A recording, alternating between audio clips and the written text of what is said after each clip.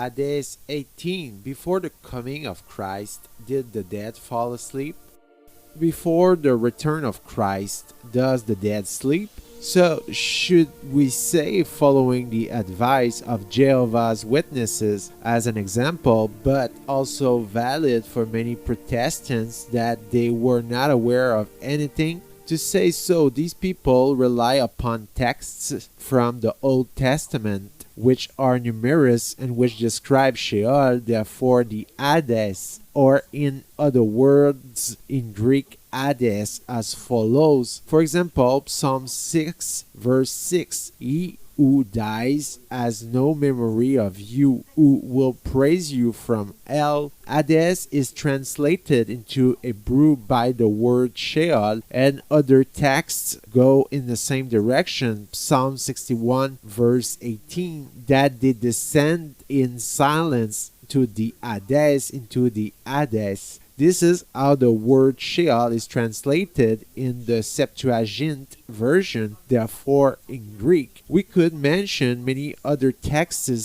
such as Psalm 115, verse 18. It is not the dead who praise the Lord, it is not any of those who descend into the place of silence, and therefore relying on these texts, some may say that they are asleep, they are aware of nothing. Now in the gospel, Jesus gives a parable, certainly a parable and therefore a tale, but very realistic, in which he describes what the Hades is. Hades. This is the parable concerning Lazarus and the unnamed rich man. It is said that a poor man called Lazarus was starving at the door of a rich man, who never even bothered to give him a crust of bread. And one day Lazarus died. He was taken to the temporary paradise, Abraham's bosom, while the rich found himself in the Hades.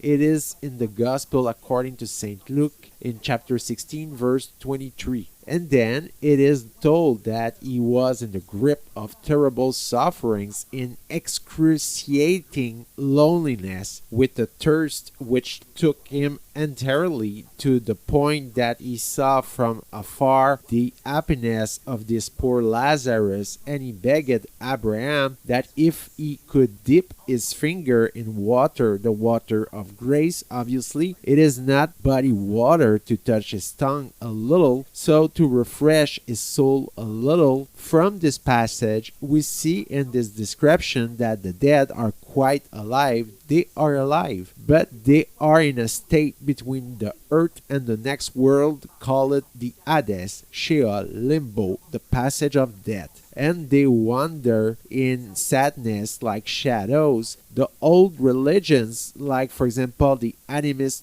religions, knew well this fate of the dead, who sometimes came to the place where you lived to haunt the living. They weren't very enthusiastic about his presence, and so they offered them lavish funerals so that they would go and hunt things elsewhere and that they will not annoy the living. They were too afraid of it. So it can be concluded that in the Old Testament, before the preaching of Christ came, and perhaps it even came at the definitive place when they remained there until the coming of Christ in the year 0. So at that time, the dead were in the above of shadows, in many inner woes, and it is there so that they purified themselves, but they were very much alive already at that time, because their soul is of the same nature as ours. It is not mortal.